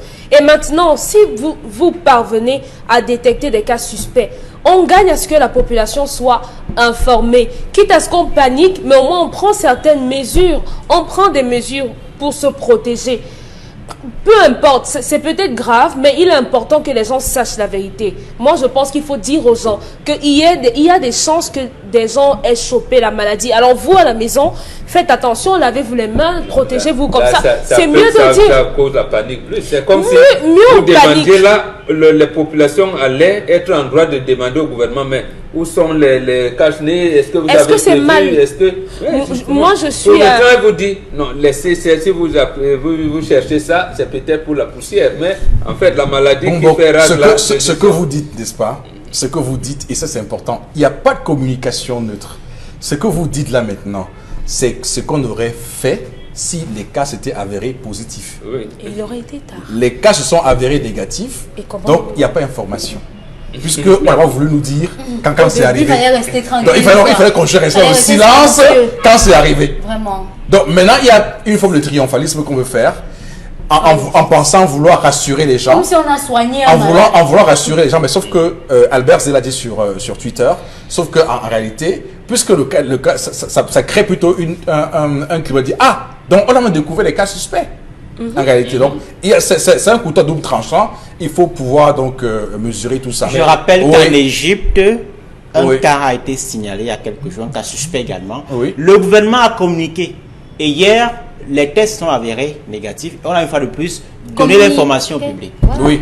Donc, La personne avant et suspecte c'est n'était après. pas de nationalité égyptienne, c'était un étranger. voilà. On va terminer, Karine, cette revue. Oui, on termine avec ces rendez-vous qui ne seront plus autorisés. En tout cas, l'ambassade d'Allemagne au Cameroun nous dit qu'en faveur des raisons, en raison de la demande très grande, aucun rendez-vous ne sera accepté pendant cet été 2020 pour les étudiants désireux d'aller continuer leurs études en Allemagne. En vue de l'obtention d'un visa, les enregistrements sont suspendus. Et on a observé que depuis quelques jours, une vaste campagne, selon ce qui se dit sur les réseaux sociaux, d'expulsion des immigrés en situation irrégulière en Allemagne a été lancée. Et ils sont nombreux. Ce n'est pas seulement le cas du Cameroun, c'est toute l'Afrique. Non, mais les gens sont très rapides. Quelle expulsion. Le texte a été pris hier en Conseil des ministres en Allemagne. Hier, c'était le 19, non? Ça a été pris hier, mercredi, puisqu'ils font le Conseil des ministres le mercredi, hein, c'est pas comme ici. Conseil des ministres hier, mercredi, en Allemagne. Et donc, c'est une victoire de Horst Seehofer, ministre de l'Intérieur, qui souhaitait que l'on puisse expulser ceux qui sont en situation irrégulière sur le territoire. Évidemment, vous savez, au Cameroun, il y a beaucoup de débats. Vous savez que la brigade Sardinard, la diaspora qui manifeste, beaucoup avaient dit que d'ailleurs... Ils seraient rapatriés. Puisqu'il y avait eu d'ailleurs des casses à l'ambassade d'Allemagne à Berlin en Allemagne. Donc tout ça a créé un fourre-tout informationnel sans qu'on ne se rende compte de que c'est un débat actuellement normal en Europe. En Europe, c'est un débat normal, Bombok. Oui, surtout en Allemagne où là-bas chez eux, et ils ont des programmes politiques bien corsés, bien mis en place. L'Allemagne table sur le plein emploi. En Allemagne, on ne veut pas avoir un Allemand chômeur. Ça veut dire qu'on contrôle ce qui se passe dans le territoire. Les étrangers qu'on intègre doivent aussi être contrôlés. Donc c'est dans l'observance de ces mesures-là que des pays sérieux comme l'Allemagne va donc procéder à un toilettage. D'autres pays plus proches de nous ont un langage beaucoup plus répugnant en parlant d'immigration choisie ou des choses comme ça. Mais l'Allemagne vous dit, n'est pas ça, vous n'avez pas pu obtenir vos papiers, vous attendez. Voilà. Et c'est tout. Même je veux dire les demandes de visa, parce que chez eux, on calcule. Il y a par exemple, ils peuvent vous dire ce qu'ils entrevoient pour l'éducation en Allemagne, pour la formation des ingénieurs en informatique, en ceci, en cela. Ils vous donnent des projections sur 20 ans.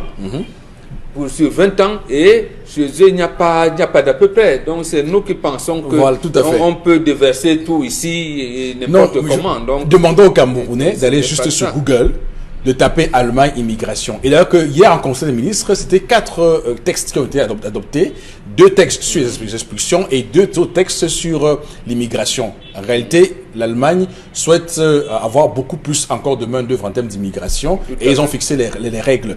Le même débat se passe actuellement en Angleterre. Ils ont également pris un texte en Angleterre hier où ils disent que désormais, pour entrer en Angleterre, ce sera un système de points. Il faut avoir 70 points au moins pour entrer. On va évaluer 70 points. Et pour ceux qui parlent bien la langue anglaise, ce sera il y a 20 points pour l'expression de la langue. Et puis, votre niveau académique, scolaire, votre niveau d'expertise, vous êtes ingénieur, c'est plus facile pour vous. Ils ne veulent plus recevoir des personnes non scolarisées ou qui n'ont pas un niveau. C'est un débat qui a cours actuellement en Europe, partout. En France également, il y a eu l'immigration choisie. Tout le monde cherche à avoir les meilleurs du monde. Eux, ils veulent avoir les meilleurs cerveaux du monde. Nous, on chasse les nôtres ici, on ne sait même pas. Voilà. C'est normal qu'un indigène comme moi, qui n'a rien à faire en Allemagne, ils vont me dire, rentre chez toi. Et qu'on cherche quelqu'un, peut-être qui veut être, qui va progresser dans les télécoms ou quelque part. Voilà. Oui, dans les banques. Un pays comme les États-Unis s'est développé également grâce à des personnes qui sont venues de tous les horizons du monde entier et qui ont contribué, de par la qualité de leur formation, de par leur parcours, à créer de Ils l'émulation ont dans les secteurs. naturalisé tous les Indiens qui étaient, parce que l'Inde a un niveau d'informatique, de développement informatique assez élevé. Les meilleurs aujourd'hui, si vous regardez aux États-Unis, sont d'origine indienne. Un bon nombre de nos médecins, bien qualifiés dans des spécialités précises, sont aujourd'hui en service aux États-Unis d'Amérique. D'accord. Merci. Dominique Audrey, vous ne parlez pas de l'Allemagne? Non, que ce qu'on va rapatrier rentre chez eux et maintenant que leur pays prépare de quoi les recevoir. D'accord. Leur Donc ça n'a rien à voir avec l'activisme diasporien. Non, rien. non. Voilà. Bon, maintenant, puisqu'ils ont besoin de personnes qualifiées, que les personnes qualifiées, donc ils veulent aller, commencent à postuler. Ceux qui n'ont pas de Ils vont partir, qualification, c'est qu'ils pas rentrent. une affaire de débat. D'ailleurs, Ils vont partir. D'ailleurs, il faut dire quand même que le ministre en question, Horst Seehofer, là, depuis des semaines, il veut le dire, parce qu'il disait qu'il y a des personnes qui arrivent en Allemagne, qui demandent l'asile en Allemagne, et lorsqu'ils n'ont pas l'asile, ils font quoi? Ils vont faire disparaître leur passeport. Du coup, c'est compliqué en procédure d'expulsion de vous faire rapatrier sans savoir de quel pays vous êtes, d'où vous venez. Donc, il y a des stratagèmes, les gars avaient développé des stratagèmes pour empêcher, justement, et donc, dans la loi, justement, dans le texte qui a été pris hier, ils disent que désormais, en plus de vous expulser, ils vont d'abord vous prendre, vous emprisonner, en attendant de trouver où vous expulser. Voilà, pour limiter les cas de fraude sur ces questions. Merci Karine. On va tout de suite basculer au plateau B avec Constylamine qui nous retrouve en ce moment. Madame, Monsieur Constylamine, bonjour. Bonjour Eric, bonjour à tous les téléspectateurs de cette émission et surtout 1000 fois merci à tous ces clients qui ont compris que bien manger, c'est manger au restaurant Le Griadin. Oh là là là là là là là là. Qui n'aimerait pas bien manger? Qui n'aimerait pas se sentir à l'aise dans un cadre de luxe? Qui n'aimerait pas se retrouver dans un véritable paradis sur terre? Et ce paradis en matière de restauration, c'est bel et bien du côté de Bonapraiso, c'est à Douala au Cameroun, à la rue UTA, et c'est bel et bien le restaurant Le Griadin. Alors à l'instant, chers téléspectateurs, on s'installe tous du côté du restaurant Le Griadin pour manger, bien entendu, le repas camerounais, le repas européen, le repas américain, le repas, bien entendu, tout cela qui ont besoin de bien manger, c'est du côté du restaurant Le Griadin. Nous allons tout de suite commencer par la présentation de ce restaurant qui, j'ai dit tout à l'heure, est situé en plein cœur de Douala. C'est au quartier Bonapraiso à la rue UTA. Le restaurant Le Griadin, c'est bel et bien un cadre spacieux. Le restaurant Le Griadin, c'est un cadre de rêve dans lequel vous avez des repas de qualité supérieure. Oui, il faut le rappeler, chers téléspectateurs, nous sommes ouverts de lundi à dimanche à partir de 12h00 et tous les jours de lundi à dimanche, nous mettons à la disposition, c'est-à-dire de notre clientèle, un buffet camerounais que vous retrouverez ouvert de lundi à dimanche de 12h à 23h. Il faut le rappeler, chers téléspectateurs, c'est l'un des restaurants au Cameroun qui vous propose un buffet jusqu'à 23h. Donc, ceux qui veulent, bien sûr, partir de la maison avec la famille, ceux qui veulent prendre les enfants pour aller manger à 20h, à 19h, hors de la maison, alors je vous invite bel et bien d'aller du côté du restaurant Le Griadin qui vous propose un buffet géant, un buffet bien garni, un buffet de qualité de 12h à 23h top pile. Alors, parlons bien sûr du prix de ce buffet. Bien, il faut le rappeler que le buffet est non seulement de qualité, il est 100% camerounais, mais c'est un buffet qui est à la portée de tout un chacun. Parce que vous avez déjà des entrées, je n'ai pas dit une entrée, j'ai dit des entrées, vous avez des plats de résistance, vous avez des desserts, tout ceci à 6 000 francs. On se sert comme on veut, on se sert d'une manière responsable, du côté bien sûr du restaurant Le Griadin,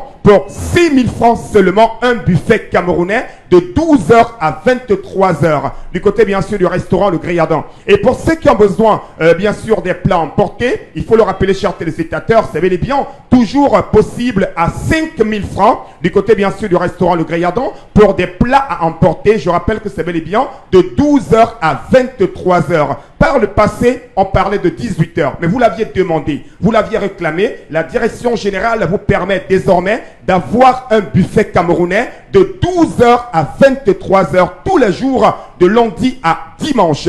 Parlons bien sûr toujours du restaurant Le Grey-Adam. Pour ceux qui ont besoin de célébrer des cérémonies, pour ceux qui ont besoin bien entendu d'organiser des mariages, des baptêmes, des dîners d'entreprise, allez également du côté du restaurant Le Grey-Adam. On va vous permettre une fois de plus de vivre en direct les images de ce restaurant. Appréciez bien sûr la qualité culinaire. Appréciez bien sûr le cadre dans lequel vous allez manger tous les jours de lundi à dimanche. Le décor, la qualité du repas, la qualité du service. Alors, chers téléspectateurs, uniquement pour ce jeudi, on va également attirer l'attention de tous ceux-là qui ont des réunions, de tous ceux-là qui tiennent des réunions le samedi et le dimanche, qu'ils peuvent également solliciter le restaurant Le Grey-Adam pour tenir des réunions, que ce soit, c'est-à-dire les tontines, que ce soit les réunions d'affaires, que ce soit bien sûr les réunions de famille, on peut également les célébrer au restaurant Le Grey-Adam. Alors, chers téléspectateurs, vous êtes nombreux à me regarder en ce moment, et vous êtes également nombreux qui se posent la question, est-ce qu'on peut faire des livraisons dans les bureaux? Est-ce qu'on peut faire des livraisons dans les maisons? Je vais vous dire oui, c'est possible dès à présent. Ceux qui n'ont pas le temps de venir à Bonapriso, qui sont pris par le boulot et qui veulent manger tout à l'heure à partir de 12 h, appelez directement le numéro de téléphone et passez votre commande. Quelle que soit la quantité, quel que soit là où vous êtes, on viendra vous livrer un plat à condition d'être bien sûr dans la ville de Douala, parce que nous livrons bien sûr dans tous les quartiers de Douala pour ceux qui veulent très bien manger au restaurant Le Grey-Adam. Et bien sûr ceux qui sont hors de la ville de Douala et qui s'apprêtent à venir à Douala. Dès que vous êtes à Douala, appelez ce numéro de téléphone, on viendra vous chercher là où vous êtes et vous conduire au restaurant Le Grey-Adam. Alors chers téléspectateurs, je ne saurais partir sans attirer l'attention de tous ceux-là qui m'écoutent en ce moment. Manger c'est bien, mais manger dans un cadre chic, c'est encore mieux. Et ce cadre chic aujourd'hui, c'est le restaurant Le Grey-Adam qui vous propose des plats camerounais tels que le ndolé, le mbongo chobi, le namewando. Oh là là là là là là là là. On parle également des plats européens du côté bien sûr du restaurant Le Grey-Adam. Mais ne l'oubliez surtout pas, la communication à la une, c'est bel et bien ce buffet camerounais qu'on vous propose tous les jours de lundi à dimanche à partir de 12 h à 23 h. Regardez d'ailleurs le décor. Ce décor, vous l'aurez au restaurant Le Grey-Adam, des plats de qualité, c'est-à-dire un couvert de qualité. Et surtout, n'oubliez pas, il y a des vins de luxe à des prix dérisoires du côté du restaurant Le Grey-Adam. Alors, chers téléspectateurs, pour une restauration de qualité, bien vouloir choisir le restaurant Le Grey-Adam en plein cœur de Douala, au quartier Bonapriso, à la rue UTA. Bon appétit et surtout, rendez-vous tout à l'heure à partir de 12 h 00 au restaurant Le Grey-Adam. Merci, Constille Lamine. On va tout de suite, madame, monsieur, prendre interpellation. Rapidement, le temps évidemment de nous signaler quelques petits soucis avec la technique. On va rapidement, Karine Sontia, prendre avec vous la lecture des messages. Nomada de action, c'est ça? Nomada de action, they say driver, nothing justify the killing of the driver, vu de moralité. Il y a une commission de contrôle qui est censée être en place pour vérifier que les fonds alloués aux candidats sont effectivement utilisés à des fins de campagne, mais cette commission n'a jamais été mise en place. Je rappelle qu'en France, on vous exige un compte de campagne. Vous ouvrez un compte de campagne et le Conseil constitutionnel vérifie la régularité de ce compte de campagne. C'est censé être le cas aussi au Cameroun. Au Bénin, il y a même plafonnement de dépenses qu'il ne faut pas dépasser pendant les campagnes. Donc ça, c'est pour justement lutter contre les dérapages. Oui, des aventuriers, comme on dit. Un autre message, nos gouvernants nous prennent pour des moutons avec cette affaire de caution. D'accord. Cette femme était prédisposée à ce genre de pratique. Il faudrait juste des facilités pour réaliser. Sinon, la plainte faite au 10 devrait être pour l'aider à trouver quelque chose à faire pour être indépendante financièrement. C'est vrai. Ah, c'est Passy de Francis. C'est vrai, elle a tout à fait raison. Je pense que chacun doit se donner la chance d'aller de l'avant. Si vous avez des émotions qui vous gênent, utilisez ces émotions-là pour pouvoir... Comme une force. Voilà, aujourd'hui vous êtes dépendante, mais maintenant subir l'humiliation par exemple d'un homme qui vous dit tous les jours tu es toujours là, tu sais seulement manger, voilà ça mange, toutes les fois vous allez pleurer et dites-vous que ces larmes-ci que je coule aujourd'hui seront mon appui demain. Vous avez un problème quand vous dites que vous mangez?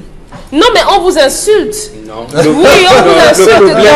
Non, moi je suis contre ça. On vous donne quelqu'un qui vous donne à manger. Monsieur et vous les femmes ont créé un problème là où il n'y en a pas un. Oui. Elles ont dit dépendance. Quand votre mari donne la ration, dont il occupe tout, ça veut dire que vous dépendez de votre mari. Ça, c'est une énormité grave au sein des mariages.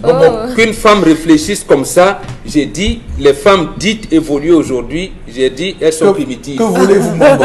Non, mais qu'elle cesse. C'est un manque de confiance. Qu'elle cesse. La femme est d'abord ménagère. Nos mamans qui travaillaient, il y en avait, vous pouvez trouver un couple d'enseignants d'université. Or, vous deux, vous rentrez au même moment. Je parle là des couples dits évolués. La maman se dirige vers la cuisine, regarde la chambre des enfants. Alors que monsieur, quand il garde la voiture, reste là, comme il allume la télé, comment ça va? Sauf que ça ne gêne pas. On parle de la rentabilité. On parle de la rentabilité dans le couple. Une femme qui s'occupe de son foyer, c'est ça. Merci, on fera pas de débat les là-dessus. femmes doivent avoir On ne fera pas de le dire aux femmes. De le dire aux femmes. Moi, je suis obligé de parler d'un parce qu'elle a fait une déclaration Soyez publique. indépendante.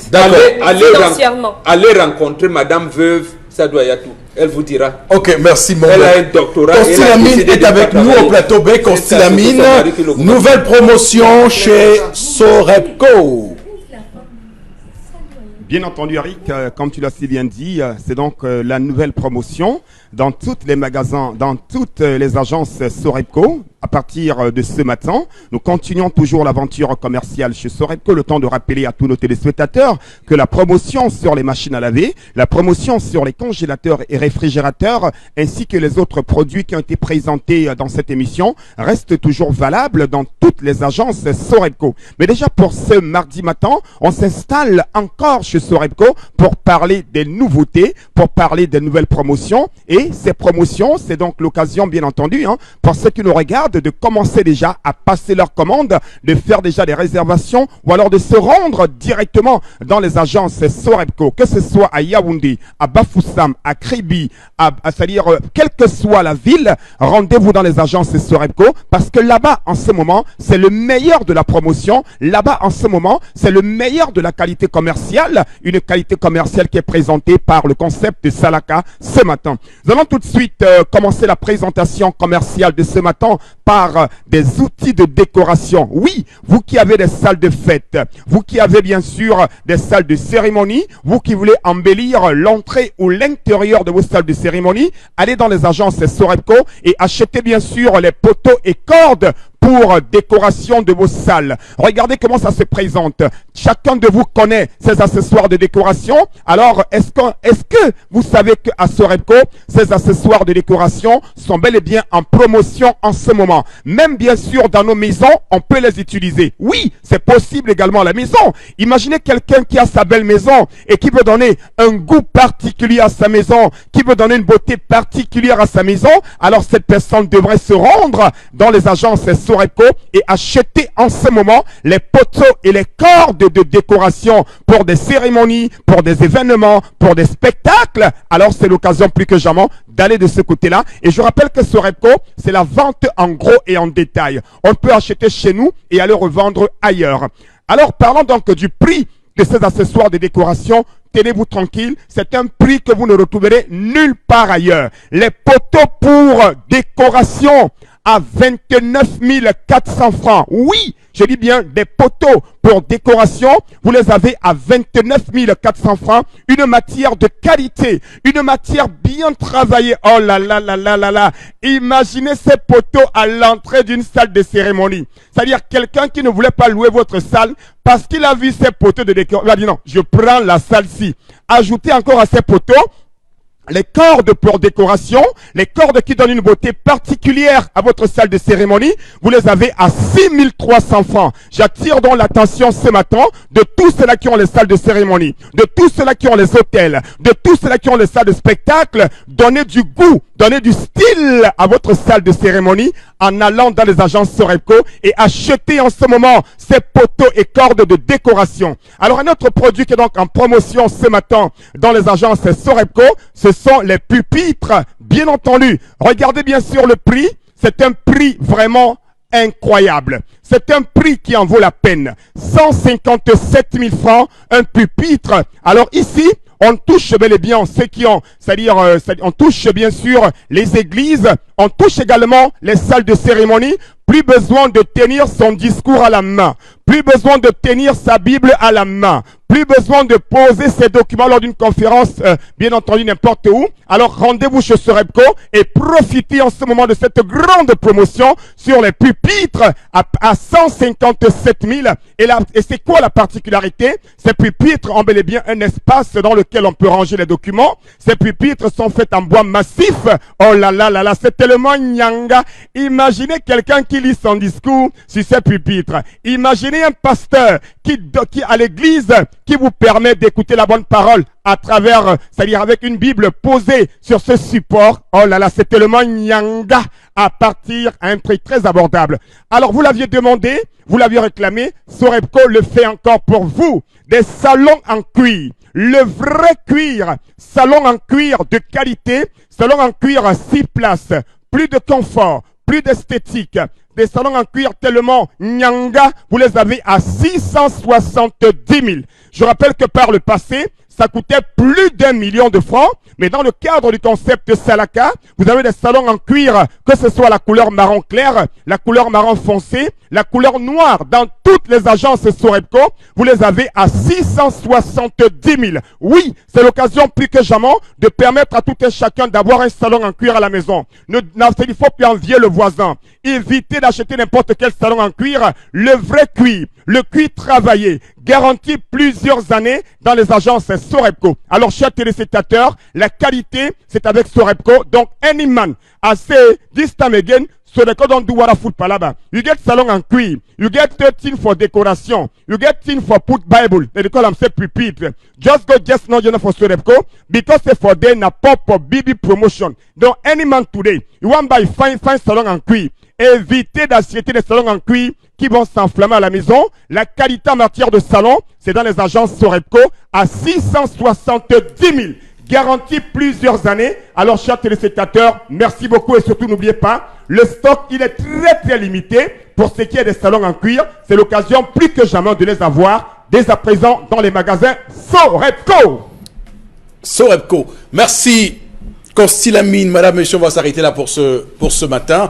On va se retrouver demain. Nous penserons demain, 21 février, à Chaleteba Yéné, de regretter mémoire. Nous parlerons de sa mémoire, évidemment, demain, 21 février. On va s'arrêter là pour ce matin, je l'ai dit. Merci à toutes nos équipes.